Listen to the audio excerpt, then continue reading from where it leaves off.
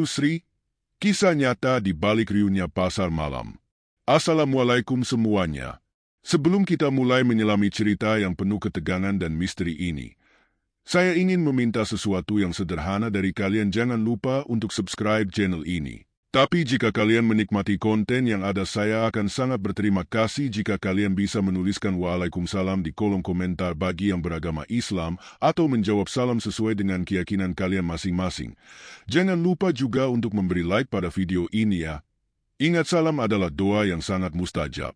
Dengan kalian menjawab salam di kolom komentar, kita sebenarnya saling mendoakan kebaikan satu sama lain yang tentu jauh lebih berharga daripada sekedar klik subscribe. Oke, tanpa berlama-lama, mari kita langsung masuk ke ceritanya. Selamat menyimak. Malam di pasar, suasana yang tak terduga. Di sebuah kota kecil di pinggiran Jawa, terdapat sebuah pasar malam yang terkenal dengan keramaiannya. Setiap malam, lampu-lampu berkelap-kelip menerangi jalanan sempit, sementara aroma rempah-rempah, gorengan, dan aneka jajanan khas menyatu dalam udara yang lembab. Pasar itu bukan sekadar tempat untuk berdagang, melainkan juga saksi bisu berbagai kisah yang turun-temurun diceritakan dari mulut ke mulut. Pada suatu malam yang sunyi, di balik keramaian pedagang dan pengunjung, terselip sebuah rahasia yang selama ini hanya dibisikkan dengan nada pelan. Di antara hiruk-pikuk tawar-menawar dan tawarian anak-anak, terdengar bisikan mengenai sosok kecil bernama Tuyul Sri. Sosok yang konon muncul di sudut-sudut pasar dengan gerak-gerik lincah, senyum misterius terpancar di wajah mungilnya, namun dengan mata yang seolah menyimpan duka mendalam. Pak Hadi, seorang pedagang durian yang telah bertahun-tahun menggeluti pasar itu, pernah bercerita pada sekelompok anak buahnya di malam itu. Aku sudah melihatnya berkali-kali, Nak. Dia muncul tanpa diduga, hanya sesaat sebelum tengah malam tiba. Entah dari mana asalnya, tapi aku tahu dia bukan anak biasa. Ada sesuatu yang tak wajar di balik senyum polosnya itu, ujarnya sambil menatap lurus ke tengah kerumunan, seolah mengingat masa lalu yang kelam. Suasana mulai berubah saat malam semakin larut. Lampu-lampu pasar mulai redup, dan bayangan-bayangan memanjang di trotoar. Di sudut pasar, tepat di dekat kios sayuran, sekelompok pedagang berkumpul sambil berbicara dengan nada rendah. Mereka bercerita tentang pengalaman masing-masing yang tak bisa dijelaskan oleh logika biasa.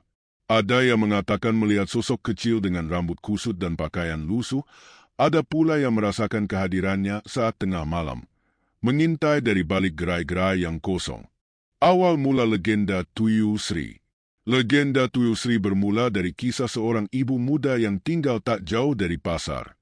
Namanya Nyonya Sri, seorang janda yang hidup sederhana setelah kehilangan suaminya dalam kecelakaan tragis.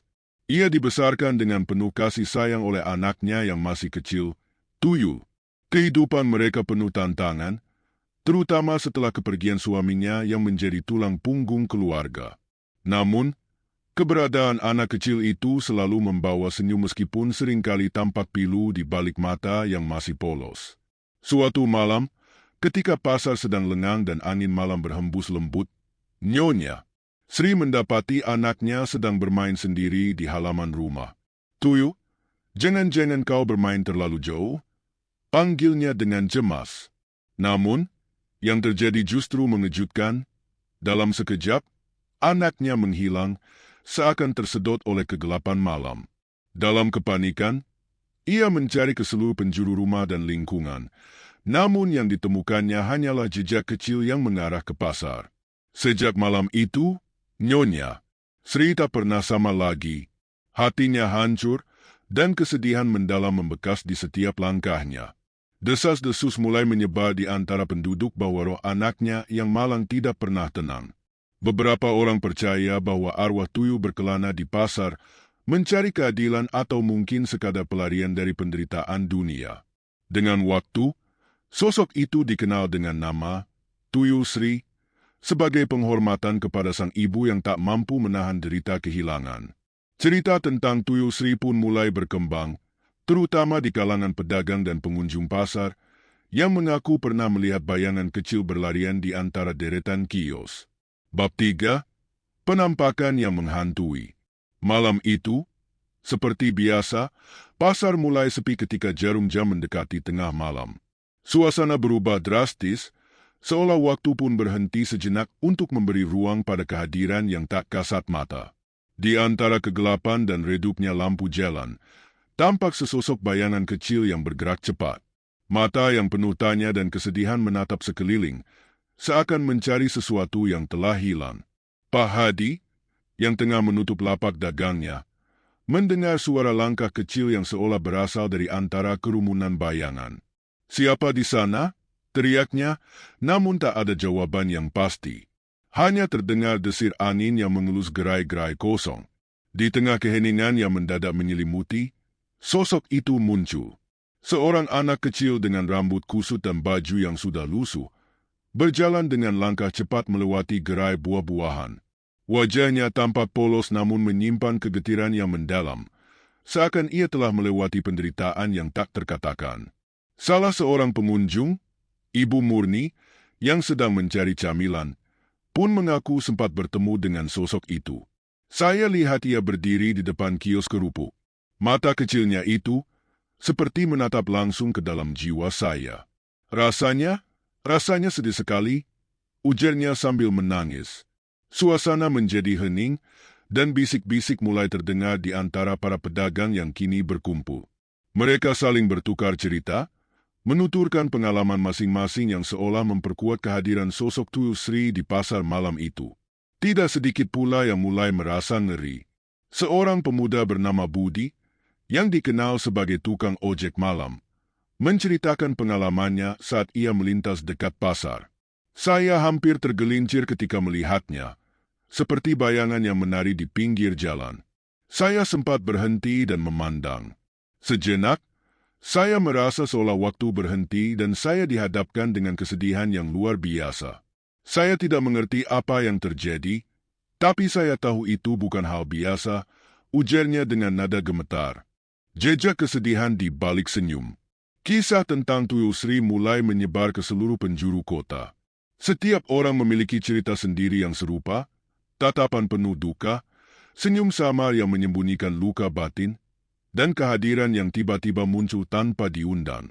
Bagi banyak orang, sosok itu adalah simbol kehilangan dan penderitaan, namun juga mengandung keindahan tragis yang tak dapat diungkapkan dengan kata-kata. Nyonya Sri, sang ibu yang kehilangan anaknya, merasakan kehadiran anaknya dalam setiap hembusan angin malam di pasar. Setiap kali ia melintas di jalan menuju rumah, ia merasa seolah ada tangan kecil yang menyentuh pundaknya, seolah mengingatkan bahwa anaknya masih ada di sana, meskipun dalam bentuk yang berbeda. "Aku tahu, meski aku tak dapat melihatnya lagi dengan mata telanjang, cintaku padanya tetap hidup.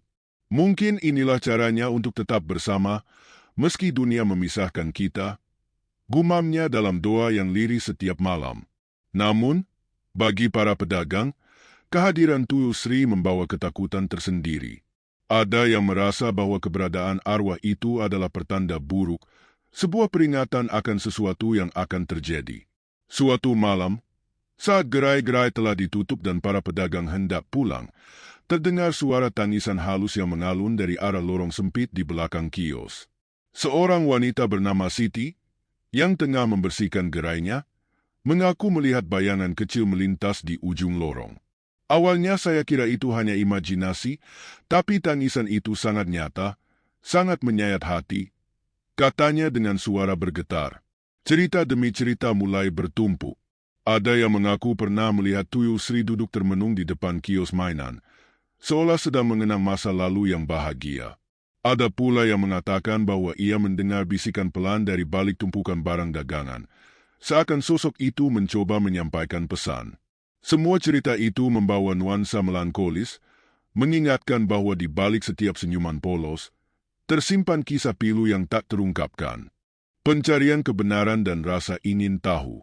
Tak hanya warga biasa, beberapa pihak mulai melakukan penyelidikan untuk mencari tahu asal-usul dan arti dari kehadiran Tuyul Sri. Seorang jurnalis lokal, Dedi, merasa terpanggil untuk menggali cerita ini lebih dalam. Dengan peralatan sederhana, ia mulai melakukan wawancara dengan para saksi dan mencoba merekam momen-momen aneh yang terjadi di pasar malam itu. Dedi mengunjungi rumah Pak Hadi, yang dengan penuh kepercayaan menceritakan pengalamannya. Saya tahu ini terdengar aneh, Pak Dedi, tapi saya telah melihatnya berkali-kali. Ia bukan makhluk jahat, melainkan seperti jiwa yang terperangkap dalam kesedihan. Saya merasa iba, sekaligus takut, katanya sambil menatap tajam ke arah jendela yang menghadap ke arah pasar. Dalam investigasinya, Dedi juga menemukan arsip lama di perpustakaan kota. Di sana, ia menemukan dokumen-dokumen sejarah tentang Nyonya Sri dan anaknya. Dokumen itu menceritakan tentang seorang ibu muda yang mengalami tragedi besar setelah kehilangan anaknya karena kecelakaan. Tulisan tangan yang lusuh menceritakan betapa besar duka yang menyelimuti keluarga itu, sehingga arwah anaknya seolah menolak beristirahat dengan tenang. Dari sinilah muncul keyakinan bahwa kehadiran Tuyul Sri adalah manifestasi dari luka batin yang mendalam, yang tak kunjung sembuh meskipun waktu terus bergulir. Penyelidikan Dedi semakin menarik perhatian masyarakat. Setiap wawancara dan dokumentasi yang berhasil dikumpulkan menambah lapisan misteri di balik cerita ini. Ada pula pendeta setempat yang memberikan penjelasan spiritual. Menurutnya, roh yang tidak tenang, terutama yang terkait dengan kehilangan besar, seringkali mencari kedamaian dengan cara yang tidak bisa kita pahami. Mereka muncul dalam bentuk yang kita kenal sebagai tuyul, bukan untuk menakuti, tapi untuk mengingatkan kita akan pentingnya kasih sayang dan pengampunan. Pertemuan yang mengubah segalanya. Suatu malam, Dedi memutuskan untuk menghabiskan waktu di pasar setelah tutup guna mengamati langsung fenomena yang selama ini ia teliti. Dengan kamera di tangan dan hati yang berdebar, ia duduk di sudut gerai yang sepi, menunggu sesuatu yang luar biasa terjadi. Waktu terus berjalan, dan perlahan-lahan keramaian pasar menghilang, digantikan oleh hening yang mencekam. Tiba-tiba, di bawah sinar lampu neon yang mulai redup, Dedi melihat gerakan kecil di sudut pandangnya. Seorang anak kecil, tampak seperti sosok yang telah diceritakan oleh banyak saksi, muncul dari balik tumpukan kotak kayu. Anak itu berjalan perlahan, seolah mencari sesuatu. Hatinya berdebar ketika ia menyadari bahwa inilah momen yang telah lama ia nantikan. Kamera di tangan mulai merekam, mencoba mengabadikan setiap gerakan yang terjadi. "Tuyul," bisiknya pelan, hampir tak percaya dengan apa yang dilihatnya. Anak itu berhenti di depan sebuah kios mainan yang telah lama tutup. Matanya yang besar tampak penuh kesedihan dan penyesalan. Dalam sekejap, Dedi merasa seolah ada ikatan emosional yang sangat kuat antara dirinya dan sosok itu. Ia seolah mendengar suara lirih, "Ibu, aku rindu ibu," yang bergema dari kejauhan. Adegan itu membuat Dedi terhenti. Air mata mulai mengalir tanpa ia sadari. Campuran antara simpati, duka, dan keinginan untuk membantu jiwa yang tersiksa itu menemukan kedamaian. Ia mencoba mendekat, tapi tiba-tiba anak itu menghilang bak asap tipis di udara malam. Rasa kecewa bercampur kebingungan menyelimuti diri Dedi. Apa yang baru saja ia saksikan? Apakah itu benar-benar arwah seorang anak yang terjebak dalam penderitaan duniawi? Atau hanya bayangan yang dihasilkan oleh kelelahan pikiran? Keesokan harinya, berita tentang penampakan Dedi tersebar luas. Banyak yang menganggap rekaman tersebut sebagai bukti keberadaan Tuyul Sri. Namun, bagi Dedi, pengalaman itu jauh lebih personal. Ia merasa terpanggil untuk menyampaikan pesan dari sosok itu, pesan tentang pentingnya memahami penderitaan dan merangkul mereka yang terluka. Mungkin, melalui kisah ini, kita semua bisa belajar untuk tidak mengabaikan jeritan hati yang terbungkam. Bahwa di balik setiap senyum, tersimpan kisah yang harus didengar, tulis Dedi dalam laporannya. Gelombang emosi di tengah keramaian. Seiring dengan menyebarnya kisah Tuyul Sri, reaksi beragam muncul di kalangan masyarakat. Ada yang mulai menyembunyikan diri dari pasar malam, takut akan munculnya sosok itu. Namun, tidak sedikit pula yang justru merasa simpati dan ingin membantu. Jiwa kecil itu menemukan kedamaian. Diskusi panjang berlangsung di warung kopi, di tengah perbincangan hangat tentang kehidupan, kematian, dan misteri yang menyelimuti dunia ini. Pak Hadi, yang selama ini menjadi saksi utama, merasa semakin terpukul. Setiap malam, saat aku menutup lapak, aku selalu berharap tak bertemu lagi dengan sosok itu. Tapi seiring waktu, aku mulai mengerti bahwa dia bukan datang untuk menakut-nakuti kita. Mungkin dia datang sebagai pengingat bahwa setiap jiwa, sekecil apapun, memiliki hak untuk dicintai dan didengar. Ungkapnya dengan mata berkaca-kaca di sebuah pertemuan di balai desa. Ibu Murni, yang pernah menangis karena bertemu dengan Tuyul Sri, kini mencoba mengumpulkan keberanian untuk menyusun sebuah kelompok kecil. Tujuannya adalah untuk membantu para pedagang dan warga yang merasa trauma akibat penampakan itu. Kita harus memahami bahwa mungkin ada pesan yang hendak disampaikan. Mungkin kita perlu memberikan ruang bagi mereka yang tersakiti, agar mereka bisa menemukan damai, katanya sambil menepuk bahu teman-temannya yang mendengarkan dengan seksama.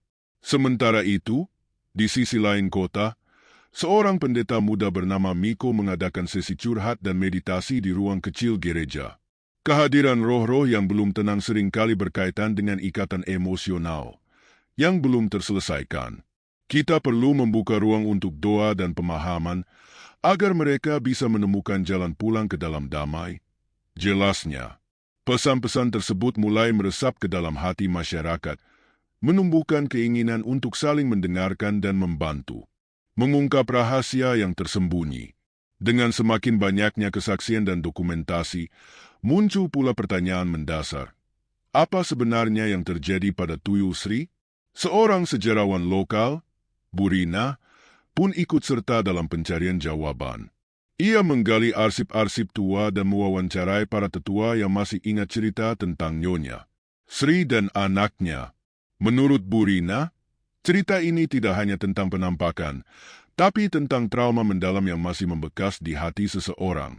Dalam kebudayaan kita, kehilangan yang besar seringkali meninggalkan jejak yang sulit hilang. Mungkin, arwah anak itu tidak mendapatkan keadilan batin yang ia butuhkan.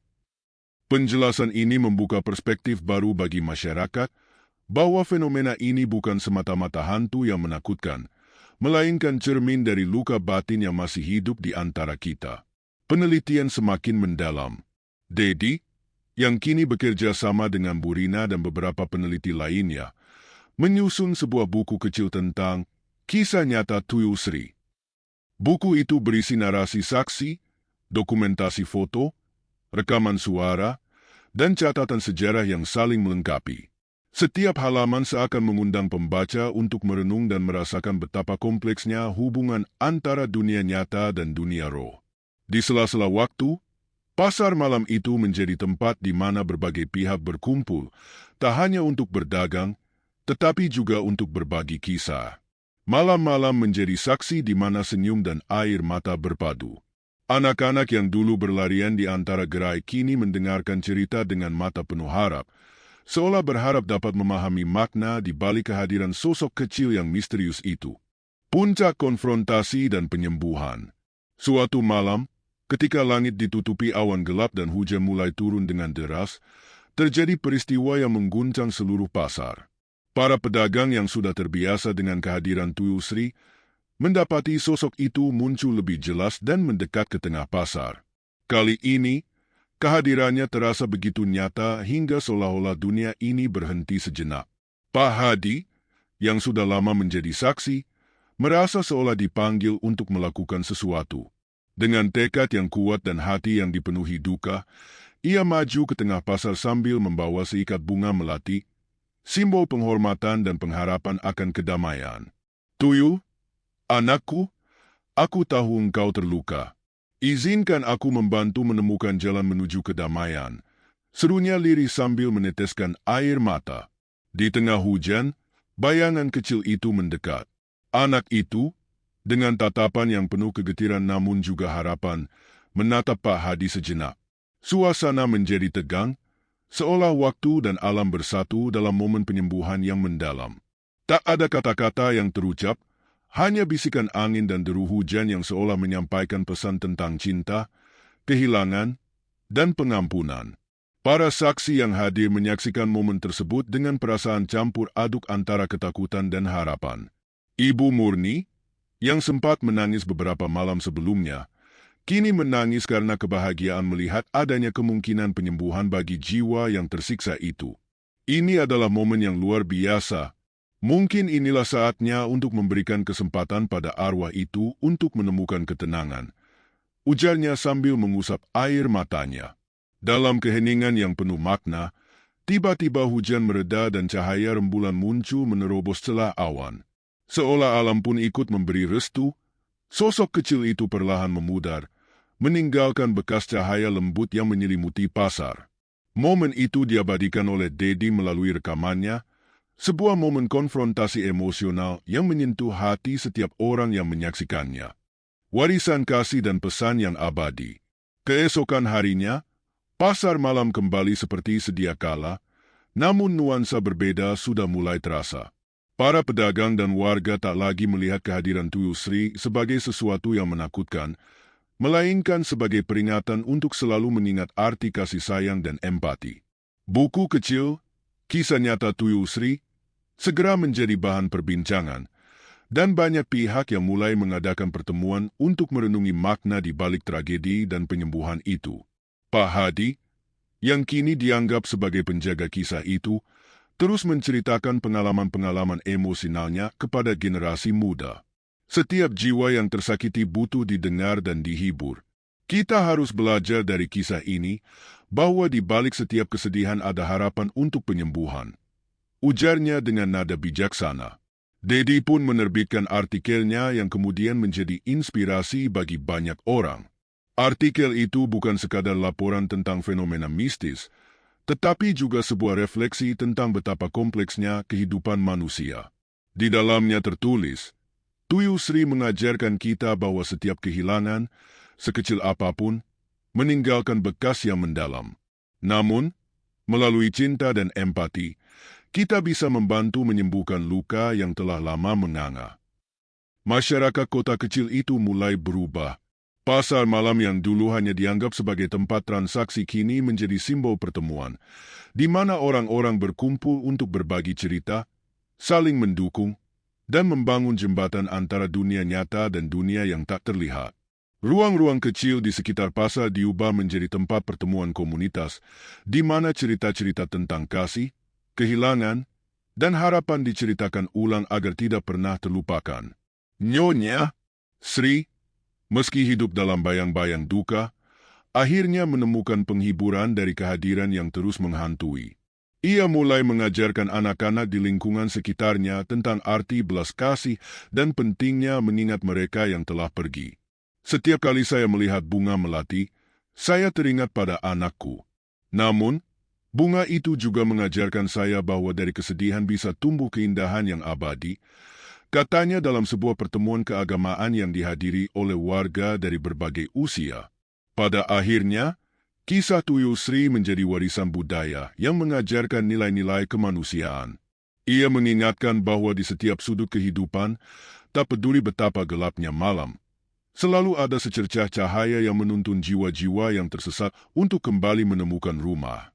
Cerita ini, meskipun bermula dari sebuah tragedi, berubah menjadi simbol bahwa pengampunan dan kasih sayang memiliki kekuatan untuk menyembuhkan bahkan luka paling dalam sekalipun. Cahaya di balik bayangan. Malam demi malam terus berlalu, dan legenda Tuyul Sri perlahan menyatu dengan kehidupan sehari-hari di pasar itu. Setiap kali senja tiba, para pedagang dan pengunjung tak lupa untuk menyembunyikan seikat bunga melati di sudut gerai mereka sebagai persembahan kecil bagi jiwa yang pernah terluka. Meski sosok anak itu tak lagi tampak secara jelas, kehadirannya tetap terasa, seolah menjadi penuntun yang mengingatkan semua orang akan pentingnya merawat dan menghargai setiap jiwa. Bagi Pak Hadi, pengalaman itu mengubah cara pandangnya terhadap hidup. Ia pun mengajak sesama pedagang untuk saling mendengarkan dan peduli, terutama pada mereka yang terluka oleh kehidupan. Setiap orang punya cerita, dan setiap cerita punya nilai tersendiri. Jangan kita biarkan kesedihan itu mengasingkan kita, tetapi biarkanlah ia menjadi kekuatan untuk saling mendukung. Ujar Pak Hadi dengan penuh keyakinan pada suatu pertemuan di balai desa. Dedi, yang kini sering diundang untuk menceritakan kisah itu di berbagai acara, mengakhiri laporannya dengan sebuah pesan yang mengharukan. Tuyul Sri bukanlah makhluk yang harus ditakuti, melainkan sebuah pengingat bahwa setiap jiwa, sekecil apapun, memiliki hak untuk dicintai dan diingat. Di balik setiap bayangan, tersimpan keindahan yang hanya bisa terlihat oleh mereka yang berani merasakan. Cerita ini, meskipun berbalut keangkeran dan misteri, membawa pesan universal tentang harapan, pengampunan, dan penyembuhan. Dalam riuh rendah pasar malam yang kini menyatu dengan alunan doa dan harapan, kisah Tuyul Sri terus hidup sebagai simbol dari jiwa-jiwa yang pernah terluka dan akhirnya menemukan cahaya. Kisah Tuyul Sri telah mengajarkan bahwa di balik setiap tragedi terdapat kesempatan untuk bangkit dan menyembuhkan. Masyarakat kota kecil itu, yang semula diguncang oleh bayang-bayang masa lalu, kini menemukan kekuatan dalam kasih sayang dan kebersamaan. Pasar malam itu, dengan segala riuhnya, tidak hanya menjadi tempat jual beli, tetapi juga arena di mana jiwa-jiwa bertemu, berbagi, dan menemukan makna hidup yang sesungguhnya. Semoga cerita ini menginspirasi kita semua untuk selalu membuka hati, mendengarkan jeritan jiwa, dan memberikan sentuhan lembut bagi mereka yang membutuhkan. Karena di dunia yang penuh dengan keraguan dan kehilangan, cinta dan empati adalah cahaya yang mampu menerangi kegelapan.